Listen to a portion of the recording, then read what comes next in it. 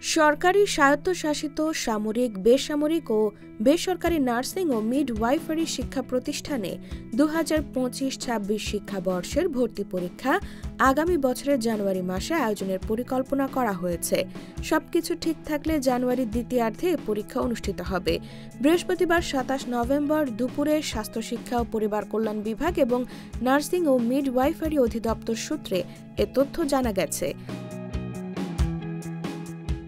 এ বিষয়ে জানতে চাইলে স্বাস্থ্য ও পরিবার কল্যাণ বিভাগের যুগ্ম সচিব ফারজানা মান্নান দ্য ডেইলি ক্যাম্পাসকে বলেন, নার্সিং ভর্তি পরীক্ষা জানুয়ারি মাসে আয়োজনের পরিকল্পনা করা হয়েছে।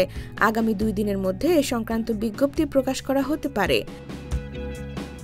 নাম অপ্রকাশিত রাখার শর্তে এক কর্মকর্তা বলেন, ভর্তি পরীক্ষা আয়োজক কমিটির সভায় আগামী 23 জানুয়ারি নার্সিং পরীক্ষা আয়োজনের প্রাথমিক সিদ্ধান্ত নেওয়া হয়েছে। ওই দিন অন্য কোনো পরীক্ষা কিংবা কোনো ইস্যু রয়েছে কিনা সেটি দেখা হচ্ছে। কোনো সমস্যা না থাকলে 23 জানুয়ারি নার্সিং ভর্তি পরীক্ষা অনুষ্ঠিত হবে।